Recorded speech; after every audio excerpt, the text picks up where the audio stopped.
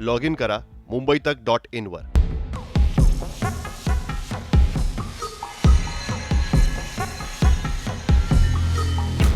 Maharashtra unlock होतोय, पण लसीकरणाचं काय होणार?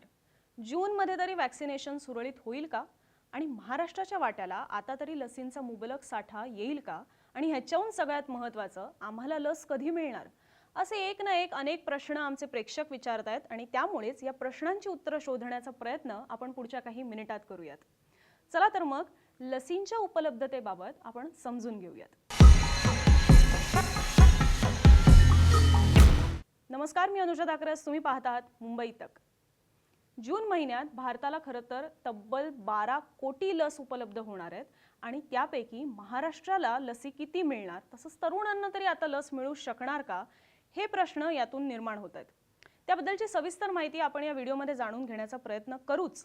पण त्याआधी भारतात आणि महाराष्ट्रात लसीकरणाचा वेग कसा राहिलाय, म्हणावं तितकं लसीकरण होतंय का, ते या आकडेवारीवरून समजून घेऊयात.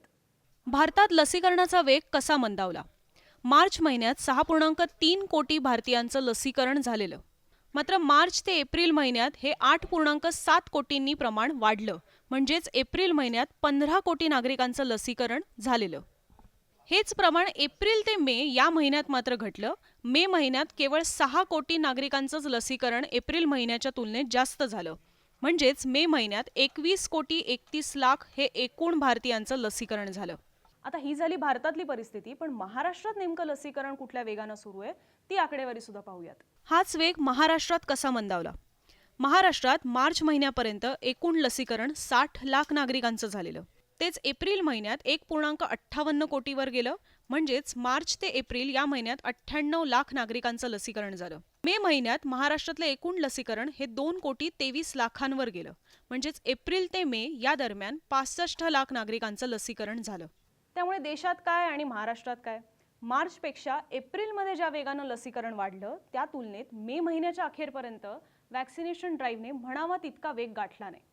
याला कारणही अनेक आहेत. एक म्हणजे की केवळ महाराष्ट्रातच नाही, तर राजस्थान, मध्य प्रदेश, दिल्ली, अगदी देशाची राजधानी दिल्ली सुद्धा अशांसह अनेक राज्यांनी लसींचा तुटवडा असल्याचं बोलून दाखवलं. केंद्र सरकार म्हणावा तितका साठा देत नाहीये, शिवाय लस उत्पादकांकडूनही साठा येत नाहीये, अशा तक्रारी सुद्धा राज्य सरकारने केल्यात. दुसरीकडे देशात 1 मे पासून 18 वर्षांवरील नागरिकांच्याही लसीकरणाला सुरुवात झाली. तशीच महाराष्ट्रात सुद्धा झाली, पण लसींचा साठा अपुरा म्हणून राज्य सरकारने 18 वर्षांवरील नागरिकांच्या लसीकरणाला ब्रेक लावून टाकला. पण देशातल्या अनेक राज्यात मात्र 18 वर्षांवरील नागरिकांचं लसीकरण हे सुरूच राहिलं. त्यामुळे लसीकरणाच्या मोहिमेत कधी काळी सगळ्यात पुढे असलेला महाराष्ट्र 18 वर्षांवरील नागरिकांच्या लसीकरणात मात्र मागे पडला. इतका की उत्तर प्रदेश राज्यही महाराष्ट्राच्या पुढे गेलं. आता दुसरा प्रश्न समजून घेऊयात. जूनमध्ये भारताला किंवा परिणामी महाराष्ट्राला किती लसी उपलब्ध होऊ शकतात? तर जूनमध्ये भारताला 12 कोटी लसी उपलब्ध होणार असल्याची माहिती खुद्द केंद्र सरकारनेच दिली आहे. त्यापैकी आरोग्य सेवक, फ्रंटलाईन वर्कर आणि 45 वर्षांवरील नागरिकांसाठी केंद्रातर्फे 6 कोटी लसींचे डोस उपलब्ध करून दिले जातील. याशिवाय उर्वरित 5 कोटी 89 लाख डोसेस हे राज्य सरकार आणि खासगी हॉस्पिटल्स लस उत्पादकांकडून थेट विकत घेऊ शकणार आहेत. आता ही झाली ओव्हरऑल माहिती, पण नेमकी कुठली लस किती मिळू शकणार आहे ते सुद्धा जाणून घेऊयात. कोविशिल्ड लस उत्पादक सिरम इन्स्टिट्यूटने नुकतंच सांगितलंय की ते जून महिन्यात 9 कोटी लसी देऊ शकणार आहेत. म्हणजेच 12 कोटीपैकी उर्वरित 2 ते 3 कोटी या भारत बायोटेकच्या एकतर कोवॅक्सिन असतील किंवा नुकतीच आलेली स्पुटनिक व्ही असू शकते. साहजिकच आता तुम्हाला यातही प्रश्न पडला असेल की या लसी तर देशभरात येणार आहेत, पण महाराष्ट्राच्या वाट्याला नेमकं काय येणार? तर केंद्र सरकारने अद्याप तरी यावर कुठलंही स्पष्टीकरण दिलेलं नाही. दुसरीकडे केंद्रीय मंत्री प्रकाश जावडेकर यांनी राहुल गांधी यांच्या पत्रकार परिषदेनंतर या संदर्भात उत्तर देताना असं म्हटलं की डिसेंबर अखेरपर्यंत संपूर्ण देशभरात 216 कोटी लसींचे डोस मिळतील. जून महिन्यात 12 कोटी लसींचे डोस मिळत असतील तर केंद्र सरकारकडून महाराष्ट्राच्या वाट्याला डोस उपलब्ध करून दिले जातील, यावरही अद्याप उत्तर मिळालेलं नाही. आता तुम्हाला आठवत असेल की मुख्यमंत्र्यांनीही त्यांच्या नुकत्याच झालेल्या संबोधनात सुद्धा या संदर्भात कुठलाही उल्लेख केला नाही, म्हणजे या संदर्भात कुठली स्पष्टता दिलेली नाहीये की केंद्र सरकार आता जून महिन्यात आपल्याला किती लसींचा साठा देईल. यावर जाऊन अजून एक तुम्हाला आठवण करून द्यायला आवडेल, ती म्हणजे की आरोग्य मंत्री राजेश टोपे यांनी मे महिन्याच्या एका आठवड्यात असं सांगितलेलं होतं की 20 मे पर्यंत सिरम इन्स्टिट्यूटकडून महाराष्ट्राला 1.5 कोटी लसींचे डोस उपलब्ध करून दिले जातील. मात्र पुढे त्याचं काय झालं हे काही समोर नाही आलं. आता ठीक आहे, भारतातल्या लसींचं उत्पादन आपल्याला कळलंय, त्या कधीपर्यंत येतील हे सुद्धा स्पष्ट झालंय. पण पुढे जाऊन परदेशी लसी पण तर भारतात यायला हव्या. त्यामुळे कुठल्या परदेशी लसी भारतात येऊ शकतात, त्या महाराष्ट्राच्या वाट्याला येतील का, ते सुद्धा जाणून घेऊयात. महाराष्ट्र सरकारसह पंजाब असू दे, उत्तर प्रदेश असू दे, अगदी दिल्ली सुद्धा असू दे, या सगळ्या राज्य सरकारने सुद्धा लसींसाठी एक ग्लोबल टेंडर काढलं. महाराष्ट्राच्या ग्लोबल टेंडरला प्रतिसाद मिळाला असला तरी त्यात अद्याप अनेक मुद्द्यांवर स्पष्टता हवी आहे, असं आरोग्य मंत्र्यांनी स्पष्ट केलं. दुसरीकडे अमेरिकेच्या फायझर कंपनीने आम्ही थेट केंद्र सरकारसोबतच व्यवहार करणार अशी भूमिका घेतली. त्यामुळे सगळ्याच राज्य सरकारांचे ग्लोबल टेंडर बारगळले. त्यामुळे तूर्तास महाराष्ट्रासाठी हा मार्ग बंद झालाय असं जवळपास दिसतंय. आता जुलैपर्यंत फायझर लस भारतात येण्याची शक्यता आहे आणि त्या संदर्भात चर्चा सुरू आहे. फायझरकडे स्टॉक सुद्धा आहे अशी माहिती केंद्र सरकारकडून नुकतीच देण्यात आली आहे. त्यामुळे जुलैपर्यंत फायझरच्या लसीला मान्यता मिळण्याची शक्यता आता जवळपास दिसू लागली. याशिवाय मुंबई महापालिकेने सुद्धा एक ग्लोबल टेंडर काढलंय, ज्याला 8 जणांनी जरी बोली लावली असली तरी त्यांनी असं म्हटलंय की ते 60 दिवसात 1.5 कोटी लसी देण्याचं आश्वासन त्यांनी दिलंय. पलीकडे मुंबई महापालिकेने सुद्धा एक ग्लोबल टेंडर काढलं, ज्याला 8 जणांनी जरी प्रतिसाद दिला असला तरी बोली लावत 60 दिवसात 1.5 कोटी लसी देण्याचं म्हणण्यात आलंय. यामध्ये 7 जण स्पुटनिकचे आहेत तर 1 जण फायझरचा पुरवठादार आहे. पण यातही सगळे कागदोपत्री प्रोसेस व्हायची वेळ आहे, काही ॲनालाइज केल्या जात आहेत, काही पडताळून पाहिल्या जात आहेत गोष्टी. त्यामुळे ही प्रक्रिया सुद्धा कधी पार पडेल याची आशा सध्या तरी धुसर आहे. मग जूनमध्ये लस मिळणार की नाही हा प्रश्न कायम राहतो. आता महाराष्ट्राचा विचार केल्यास सध्या तरी महाराष्ट्र सरकारला केंद्र सरकारच्या पुरवठ्यावरच अवलंबून राहावं लागतंय असं दिसतंय. आता जून महिन्यात केंद्रातर्फे एकूण 12 कोटी लसींपैकी राज्य सरकार आणि खासगी हॉस्पिटल्स करता 5 कोटी 89 लाख लसी उपलब्ध करून दिल्या जाणार आहेत.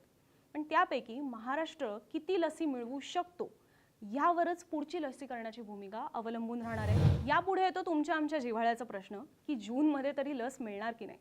महाराष्ट्राचा विचार केल्यास सध्या तरी महाराष्ट्र सरकारला केंद्र सरकारच्या पुरवठ्यावरच अवलंबून राहावं लागणार आहे.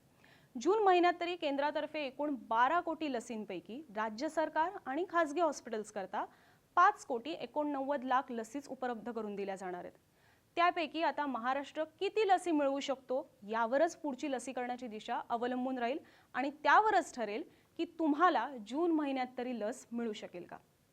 आता लसी आल्या, वेगही वाढला तर देश कधीपर्यंत पूर्णतः वॅक्सिनेट होऊ शकतो, म्हणजे कधीपर्यंत जनतेला लसीचं संपूर्णतः कवच मिळू शकतं. तर केंद्रीय मंत्री प्रकाश जावडेकर यांनी दिलेल्या माहितीनुसार भारतात डिसेंबर 2021 पर्यंत 216 लसींचे डोस मिळणार आहेत. म्हणजेच डिसेंबरपर्यंत 108 कोटी जनतेला लसींचे डोस मिळतील.